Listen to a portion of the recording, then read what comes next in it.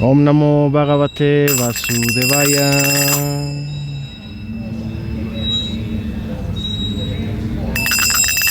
Om Namo Bhagavate Vasudevaya.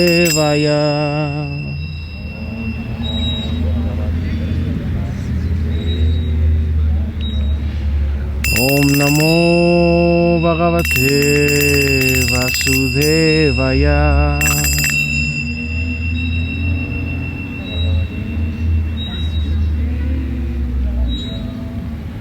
Narayanam namaskritya naram chavam narottamam devim saraswati vyasam tato yayamudirayet savai pumsam parodharmo yato bhakti adokshaye ahaituki apratihata yayatma suprashidati vasudeve bhagavate bhakti yoga prayoyita jnanayatya shubharagyam jnanam chayadahaitukam.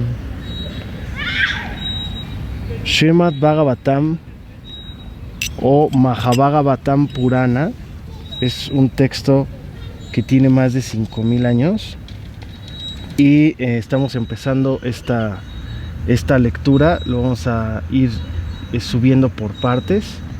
Entonces siempre se hace estos mantras, que son como unos mantras para, pues de alguna manera como invitar a que podamos tener esa apertura de entendimiento, no solo de nuestra mente porque es imperfecta, sino de nuestra conciencia, que tengamos esa como apertura de conciencia para poder entender y reconectar desde nuestro corazón y de nuestro alma este conocimiento que no solo es de hace 5000 años, sino que es un conocimiento compilado hace 5000 años, pero es un conocimiento que trasciende esos 5000 años.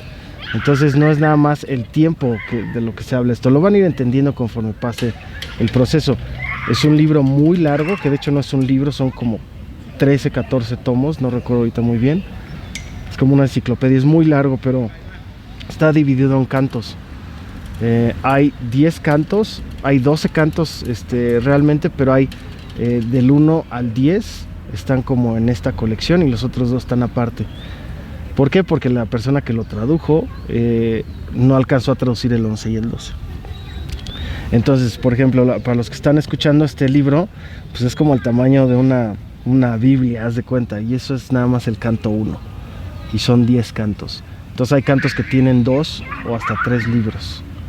Entonces es muy interesante. Vamos a empezar con el prefacio. Evidentemente los que están escuchando esto ya entran sabiendo a lo que van a escuchar, ¿no? O sea, ya saben lo que están buscando. O sea, no es, este texto no es para mentes que son como débiles. Este conocimiento es solamente para los que están realmente buscando la verdad absoluta. Y pues bueno, vamos a empezar. En este capítulo vamos a leer el prefacio y vamos a leer el resumen de los 19 capítulos que tiene este canto. Entonces este libro como tal tiene 19 capítulos, es el canto 1 y son 19 capítulos. Entonces vamos a leer el prefacio y vamos a leer el resumen de los 19 capítulos. Entonces empezamos con el prefacio. Originalmente está en sánscrito, van a escuchar algunas cosas en sánscrito también. Entonces sánscrito tienes que entender que es el idioma más antiguo registrado de la humanidad. Y es impresionante la literatura que hay en sánscrito desde hace miles de años. Y es muy bonito el conocimiento, es mucha filosofía, pero trae contada con historias, hay personajes, es toda una obra literaria perfecta. Y es muy amplia, es la literatura más amplia del mundo. O sea, hay decenas de cientos de textos en sánscrito y todos están relacionados.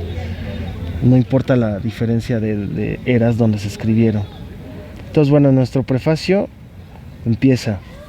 Debemos conocer la necesidad actual de la sociedad humana. ¿Y cuál es esa necesidad? La sociedad humana ya no está limitada por fronteras geográficas de países o comunidades particulares. Ahora es más amplia que en la Edad Media, y el mundo tiende hacia un solo estado o hacia una sola sociedad. Los ideales de la hermandad espiritual, según el Srimad Bhagavatam, se basan más o menos en la unidad de toda la sociedad humana, o más aún, en la energía total de los seres vivientes. Los grandes pensadores sienten la necesidad de hacer que esta ideología alcance el éxito. El Srimad Bhagavatam satisfará esta necesidad de la sociedad humana. Por ello, comienza con el aforismo de la filosofía Vedanta, Janmadi Asya Yata, para establecer el ideal de una causa común. En los actuales momentos, la sociedad humana no está en la oscuridad del olvido. Ha hecho un rápido progreso en el campo de comodidades materiales, de educación y desarrollo económico en todas partes del mundo, pero existe una irritación en alguna parte del cuerpo social en general. Por eso hay disputas a gran escala, incluso por asuntos de poca importancia. Se necesita un indicio de cómo la humanidad puede unificarse para la paz, la amistad y la prosperidad con una causa común. El Srimad Bhagavatam satisfará esta necesidad, ya que es una presentación cultural para la reespiritualización de toda la sociedad humana. El Srimad Bhagavatam también debe introducir en los colegios y universidades, pues el gran devoto estudiante Prahlad Maharaj lo recomienda para cambiar la faz demoníaca de la sociedad. Komara acharet pragyo, dharmam bhagavatamiha, durlabam manusham janma, tatapi adurubam artadam. La disparidad de la sociedad humana se debe a la carencia de los principios que imperan en la civilización sin Dios. ¿Existe Dios o el Todopoderoso, de quien emana todo, quien mantiene todo y quien se funde todo para reposar? La ciencia material ha tratado muy deficientemente de encontrar la fuente original y suprema de la creación, pero es un hecho que hay una fuente original y suprema de todo lo que existe. Esta fuente original y suprema se explica racional y autoritativamente en el bello Srimad Bhagavatam. Este Srimad Bhagavatam es la ciencia trascendental, no solo para conocer el manantial original y supremo de todo, sino también para conocer tu relación con él y tu deber para con la perfección de la sociedad humana en base a este conocimiento perfecto. Es un poderoso material de lectura en idioma sánscrito y ahora se ha traducido esmeradamente al inglés y luego al español, de manera tal que simplemente con una lectura cuidadosa, el lector podrá conocer a Dios perfectamente, hasta el punto en que estará suficientemente educado para defenderse de la embestida de los ateos, y sobre todo capacitado para convertir a otros, haciendo que acepten a Dios como un principio concreto. El Bhagavatam comienza con la definición de la fuente original y suprema. Es un comentario fidedigno sobre el Vedanta Sutra, por el mismo autor, Vyasadeva, y se desarrolla gradualmente a través de 9 cantos hasta el estado más elevado de la comprensión de Dios. El único requisito que uno necesita para cumplir y estudiar este gran libro de conocimiento trascendental consiste en proceder paso a paso y de un modo cauteloso, y no saltar adelante desordenadamente como un libro ordinario. Se debe ir a través del capítulo tras capítulo, uno tras otro. El material de lectura está dispuesto de forma tal, con su texto original en sánscrito, su transliteración al inglés, sinónimos, traducción y significados, que al finalizar los primeros 9 cantos, es seguro que uno se convertirá en un alma poseedora de toda perfecta comprensión de Dios. El 10º canto es distinto a los primeros 9, pues trata directamente de las actividades trascendentales de la suprema personalidad de Dios. Uno no podrá captar los efectos del 10º canto sin pasar a través de los 9 primeros. El libro consta de 12 cantos en total, cada uno independiente, pero lo mejor para todos es leerlo en pequeñas porciones uno tras otro. Debo admitir mis fallas al presentar este Bhagavatam, pero aún así tengo la esperanza de que será bien recibido por los pensadores y líderes de la sociedad. Al amparo de la siguiente declaración, el Srimad Bhagavatam dice: Tad Bhag Visargo Yanataga Vipralo Yasmin Pratishlokam Abadavati Api Namani Anantasya Yashon Kitani Yach Srivanti Gayanti Grinanti Sadava. Por otro lado, aquella literatura que está colmada de descripciones acerca de las glorias trascendentales, del nombre, de la forma, de la fama y los pasatiempos del Señor Supremo, es una creación trascendental, destinada a ocasionar una revolución en la vida impía de una civilización mal dirigida. Esa clase de obras literarias trascendentales, aunque están compuestas de una manera irregular, las oyen, las cantan y las aceptan los hombres purificados que son completamente honestos. Esto lo escribió Bhaktivedanta Swami Prabhupada en 1962. Entonces, hay que entender que estos textos son traducidos al español en la década de los 60. Pero estos libros estaban, al inglés y después al español. Y quien los tradujo del sánscrito al inglés fue Prabhupada. Y de entre todos los cientos de textos que hay en sánscrito tan antiguos, existen, obviamente existen los Puranas, que son 18 textos, existen los Itihasas, que son como registros históricos, existen los Upanishads, que son 108 textos, dentro de los cuales está el Gita Upanishad o Bhagavad Gita, y de los 18 Puranas, que son como los textos más elevados intelectualmente a nivel espiritual, o de inteligencia a nivel espiritual, son los Puranas. De los Puranas existe el Mahabhagavatam Purana, que sería el Srimad Bhagavatam, o sea que sería como el Purana supremo, ¿sí me entiendes? Y los Puranas pues son los libros más antiguos y los más que te hablan como con la verdad, como lo es. Entonces este Srimad Bhagavatam no es cualquier texto en sánscrito del conocimiento ancestral, sino es la crema innata de todo el conocimiento trascendental. El Bhagavad Gita es un muy buen libro, obviamente, pero ese libro es como para introducirte a los términos más básicos trascendentales, como el alma trascendental, etcétera, etcétera. ¿Sí me entiendes? Las naturalezas del ser humano, que son ignorancia, pasión, bondad, que sería tamas, rayas y sattva, perdón. Y todos estos términos básicos te ayudan a como empezarte a adentrar en el conocimiento trascendental.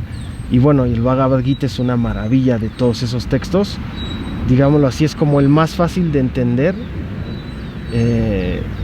y te puedes identificar muy fácil con él, pero tampoco es una lectura fácil. O sea, una persona común y corriente difícilmente va a entender el Bhagavad Gita si no tiene una instrucción digámoslo así, de alguien que tenga como realizaciones acerca de estos conocimientos trascendentales, de alguien que esté cerca o vinculado a la asociación discipular trascendental, lo cual se puede encontrar en templos de la India, en templos, hay varios templos alrededor del mundo donde uno puede ir a estudiar esto, pero pues obviamente son procesos difíciles donde hay que llevar ciertos hábitos como ser vegetariano, como el celibato, etcétera, y es muy complicado, pero el Bhagavad Gita puede accederse a cualquier persona. Y luego ya más elevado está este conocimiento, que es lo que estamos transmitiendo o queriendo transmitir a la gente, tal como es. No quiero hacer resúmenes, porque he visto en YouTube varios como resúmenes y demás, pero aquí no quiero hacer resumen, aquí te lo quiero pasar tal cual es, y que tú pues vayas entendiéndolo como es, y ya a partir de ahí vayas haciendo tus realizaciones personales.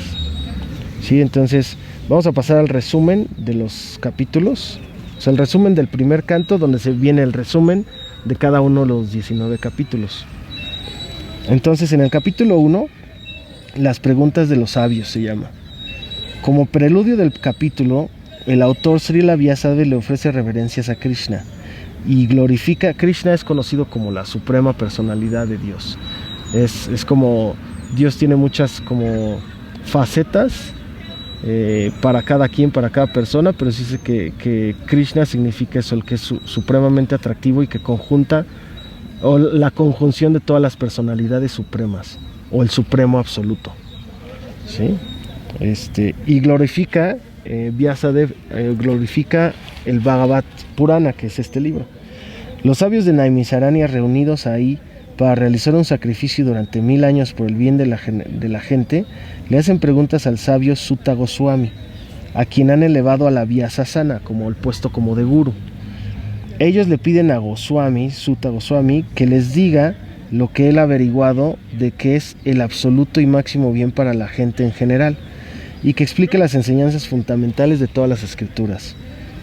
Además, le piden que explique la ciencia de Dios y describa los pasatiempos de la personalidad de Dios y de sus múltiples encarnaciones. Por último, le preguntan a quién han acudido ahora los principios religiosos en busca de refugio, ya que si Krishna, la verdad absoluta, ha partido hacia su propia morada. A ver, hay que entender también que vas a tener muchas dudas en cuanto a nombres, en cuanto a lugares, en cuanto a personas o personajes. porque es medio complicado entender la situación y el lugar donde se pasó esto. Aquí te está diciendo que los sabios de Naimisaranya se reunieron para hacer un sacrificio durante 1000 años por el bien de la sociedad.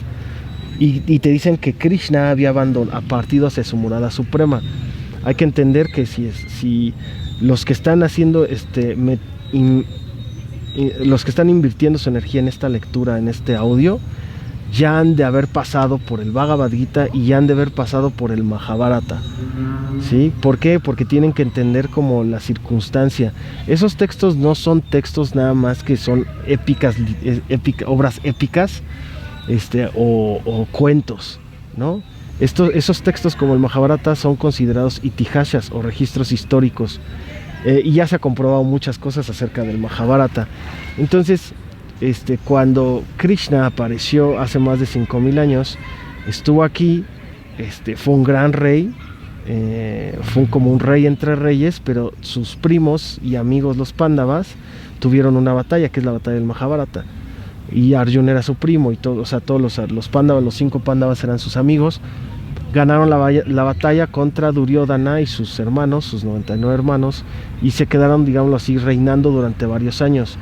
Tiempo después, Krishna se da cuenta que ya viene la entrada de Kali, y que Krishna se manifestó también como un Yuga Avatara en ese momento. Los Yuga Avataras son los mensajeros divinos o las manifestaciones de Dios que se presentan cada cambio de era. Entonces, esa fue un cambio de era.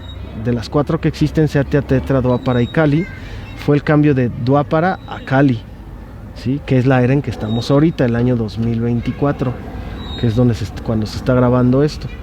Entonces, imagínate que llega para hacer estos cambios de era y dejar un legado de conocimiento a través del Gita y de todos estos textos, todas estas enseñanzas para la inteligencia de esta era. Entonces, por eso se desarrollaron los Upanishads y por eso se desarrolló el Mahabharata, para que la gente común y corriente pudiera entender el conocimiento trascendental. Pero también se mantienen libros como que son más profundos. Entonces, cuando Krishna abandona este mundo y va de regreso a Vaikunta, al mundo espiritual, entonces se quedan solos y se dan cuenta que ya viene la era de Kali. Entonces los sabios, los santos, los gurús, es cuando hacen un sacrificio en Naimisaranya, en un lugar en la India, y hacen un sacrificio durante 1000 años para bajar la potencia de la entrada de la era oscuridad que estamos viviendo, ¿sí me entiendes? Hace 5000 años. Entonces lo hicieron como para bajar el impacto de la entrada tan dura de Kali, de la era de la ignorancia, caracterizada por la hipocresía, la riña, el materialismo, etcétera, etcétera, etcétera, las adicciones y demás, problemas mentales y todo este rollo. Entonces, más o menos para entender esta parte, y esto lo digo a todos, algunos ya lo sabrán porque ya llegan aquí preparados, algunos otros no tienen ni puta idea, entonces pues hay que darles una embarradita, pues para que no se les haga aburrido, porque si te dicen que Naimisaranya, Sutta Goswami, no sé quién, y no sabes nada, pues dices qué hueva. Entonces, y ahorita voy a seguir explicando otras cosas. Entonces, vamos al capítulo 2, que es la divinidad y el servicio divino. Este es un resumen y ya después vamos a ver los capítulos uno por uno en su detalle. Divinidad y servicio divino. Después de ofrecerles reverencias a Sukadeva Goswami, aquí ya vemos varios nombres: Sutta Goswami, Sukadeva Goswami. Son dos distintos, se parecen pero no son iguales.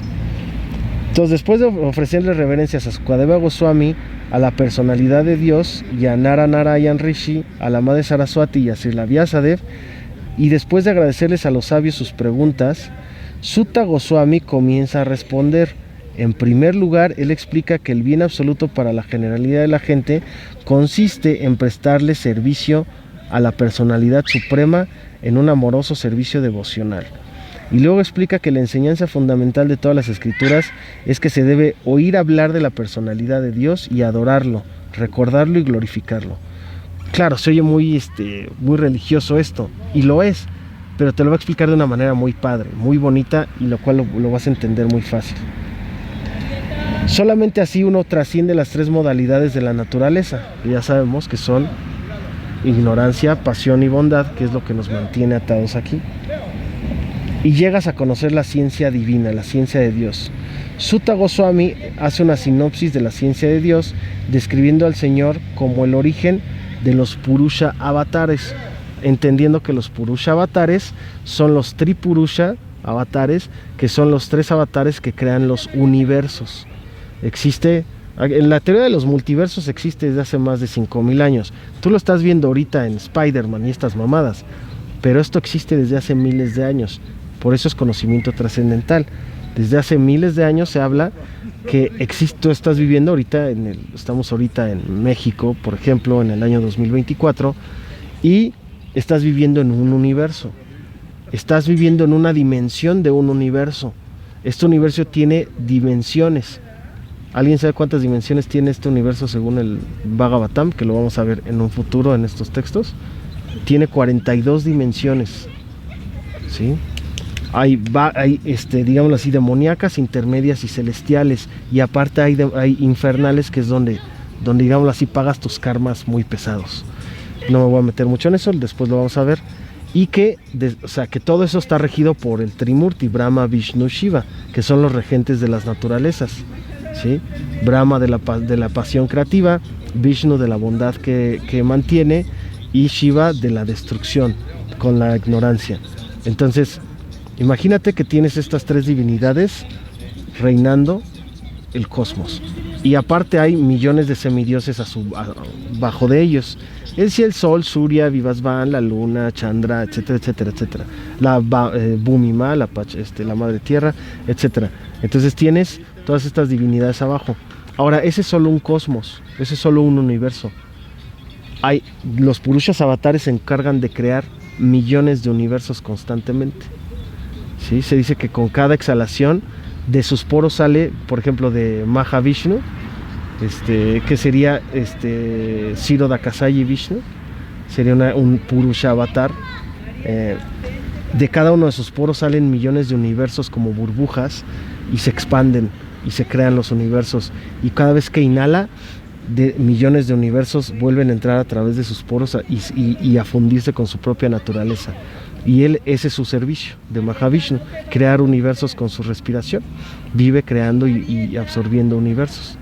Y así cada uno de los Purushas se dedican a uno, Garbhodakasai, se dedica a meter el agua espiritual a los cosmos, y el otro, Karanakasai, se dedica a que a partir de él se expanden todas las entidades vivientes de este cosmos, incluyendo los semidioses, incluyendo tú y yo. Entonces, imagínate que aquí te está diciendo que Sutta Goswami describe al Señor como el origen de los Purusha avatares. O sea, que está más allá de estos 3 Purushas. Y describe la superioridad del Señor frente a los semidioses, la posición absoluta de Krishna como el Señor que crea los universos materiales, y al Señor como el alma suprema que existe en cada una de las entidades vivientes. Capítulo 3. Krishna es la fuente de todas las encarnaciones. Sutta Goswami describe los pasatiempos de las encarnaciones de Krishna y concluye sus descripciones diciendo: todas las encarnaciones anteriormente mencionadas son o bien porciones plenarias o porciones de las porciones plenarias del Señor, pero el Señor Krishna es la suprema personalidad del Dios original. Todas ellas aparecen en los planetas siempre que hay un disturbio creado por ateos. El Señor se encarna para proteger a los teístas. Todo aquel que cuidadosamente y con devoción recite por la mañana y por las noches las misteriosas apariciones del Señor, se libra de todos los sufrimientos de la vida.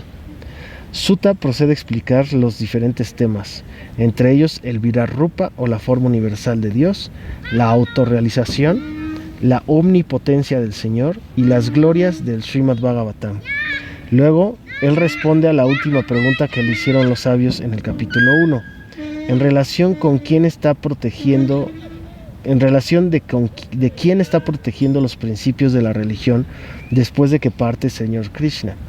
Este Bhagavad Purana es tan brillante como el sol y ha surgido justo después de la partida del Señor Krishna a su propia morada, acompañado por la religión, el conocimiento, etc. Las personas que han perdido la visión debido a la densa oscuridad de la ignorancia de la era de Kali habrán de recibir luz de este Purana.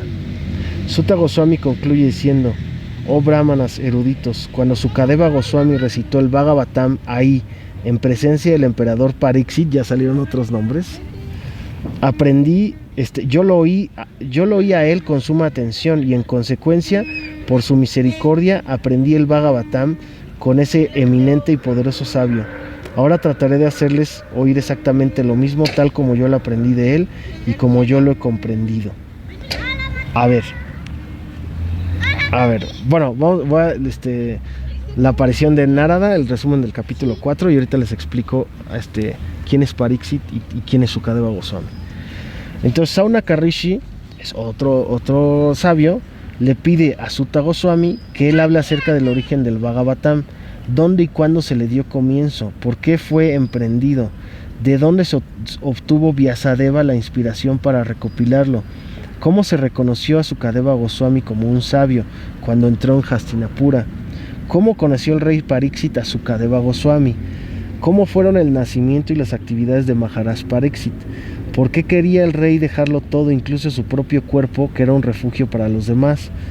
Después de describir brevemente el nacimiento de Vyasadeva, Sutta Goswami relata que una vez mientras Vyasa meditaba, vio las anomalías de la era de Kali y se puso a reflexionar pensando en el bienestar de los hombres de todos los niveles y órdenes de vida.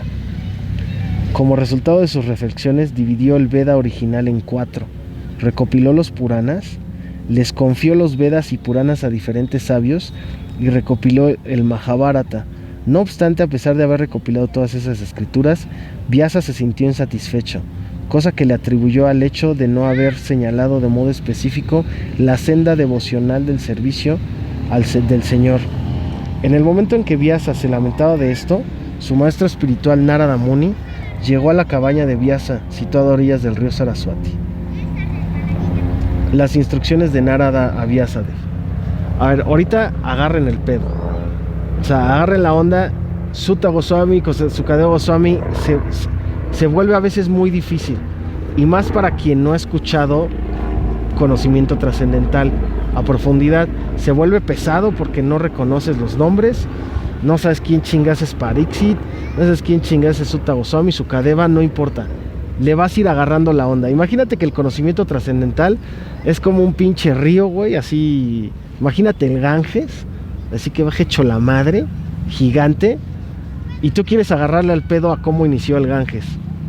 Pues no, va, te vas a tener que sumergir en sus aguas y en el proceso, pues, te vas purificando, ¿no?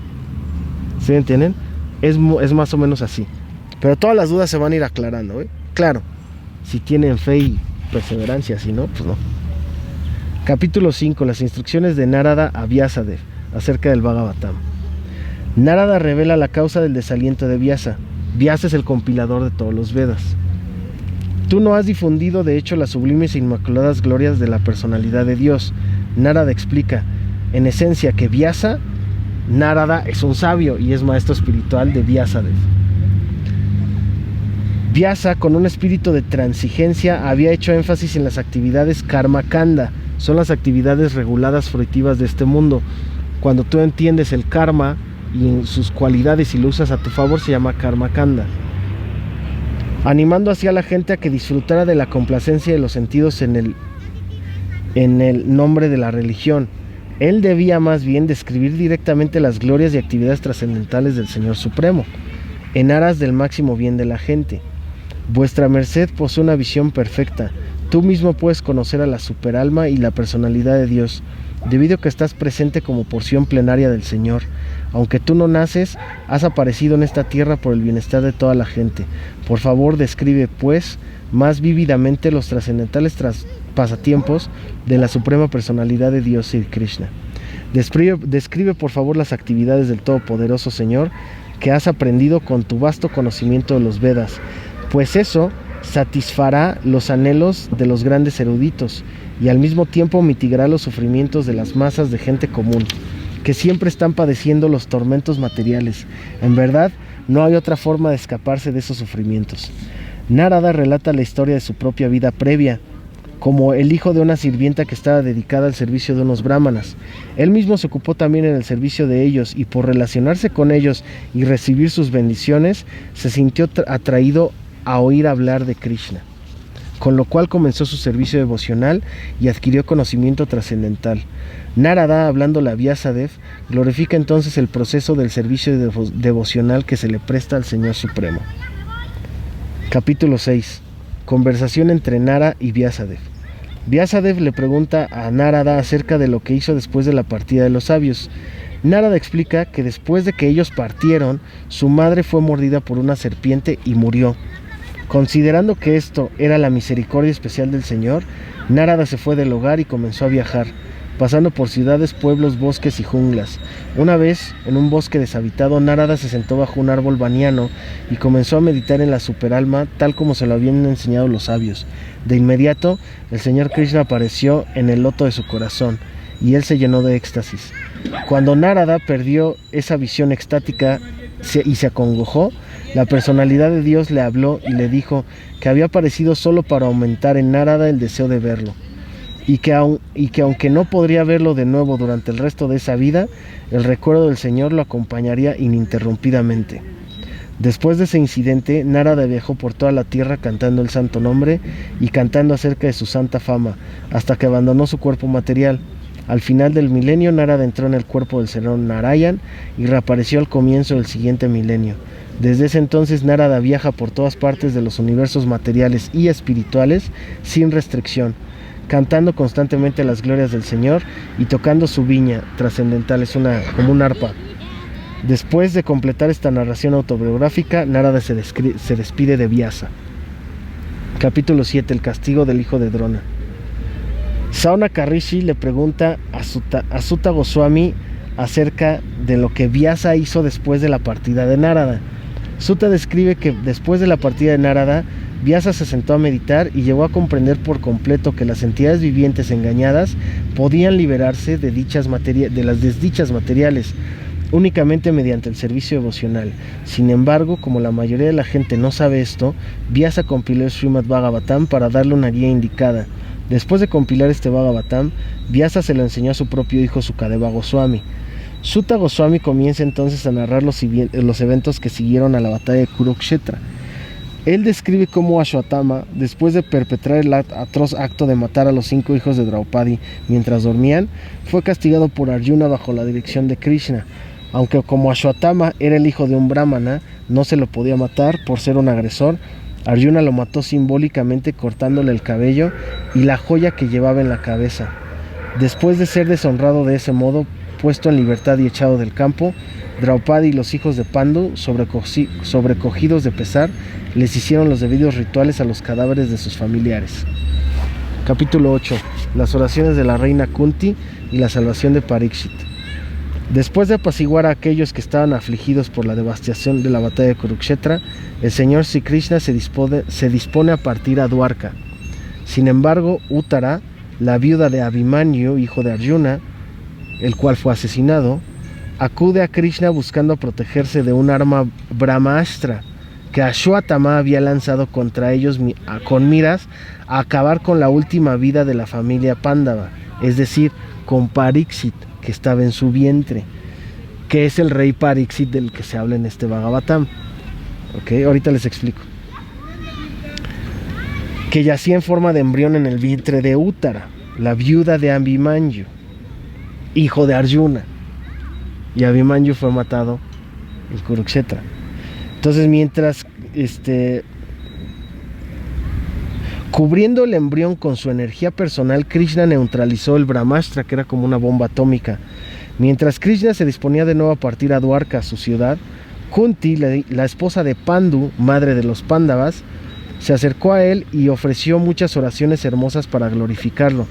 Disponiéndose de nuevo a partir, Krishna es abordado por el rey Yudhishthir, quien, engañado por el afecto mundano, por la voluntad del mismo Krishna, se siente responsable de la muerte de la gran cantidad de personas que perecieron en la batalla. Él se lamenta de la matanza en masa, pensando que irá al infierno por sus ofensas. Capítulo 9. La muerte de Bhishmadev en presencia del Señor Krishna. Aquí está recapitulando un poco, si te has dado cuenta, está empezando a recapitular un poco el Mahabharata, algunas cuestiones importantes del Mahabharata. Parikshit, este rey que salvó Krishna del vientre de su madre, de Uttara, es el que se vuelve el último gran Raya Rishi o rey sabio. Y a partir de él entra la era de Kali con poder.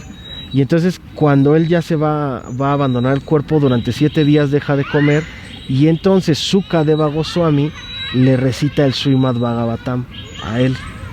Suta, que es el que está hablando aquí, el que hablamos desde un principio, escucha todo eso y luego llega a Naimisaranya cuando los sabios están haciendo estos rituales durante 1000 años para sacrificios para alivianar la entrada de Kali.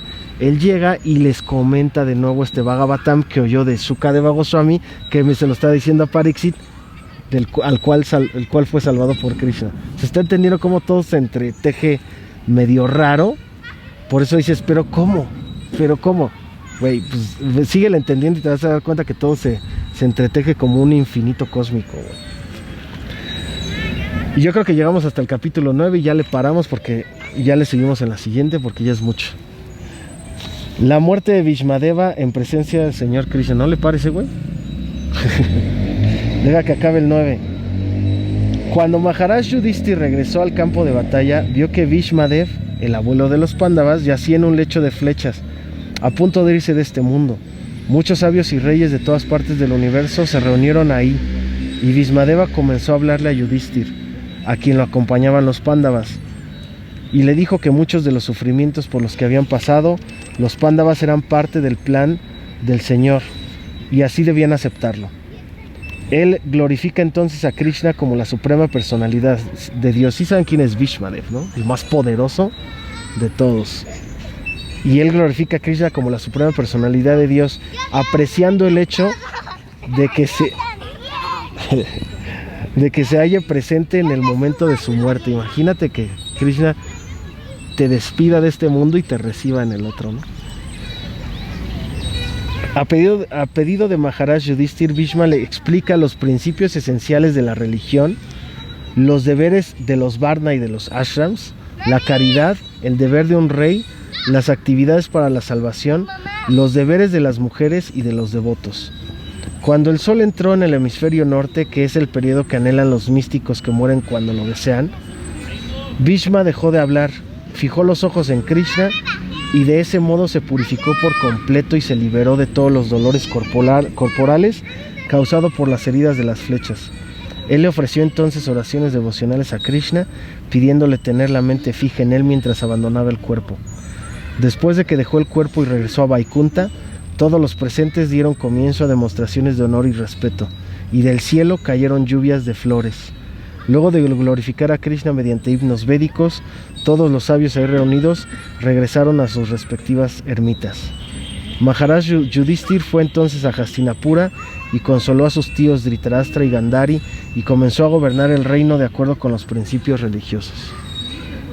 Ahí termina el resumen del capítulo 9. El siguiente es el capítulo 10, la partida del Señor Krishna hacia Dwarka. Ese lo empezamos en la siguiente sesión y terminamos esto por hoy. Srimad Bhagavatam Ki Jai. Entonces, pues con esto concluimos esta primer lectura del Srimad Bhagavatam, canto 1, prefacio y resumen de los capítulos del 1 al 9. Y pues seguimos en la siguiente.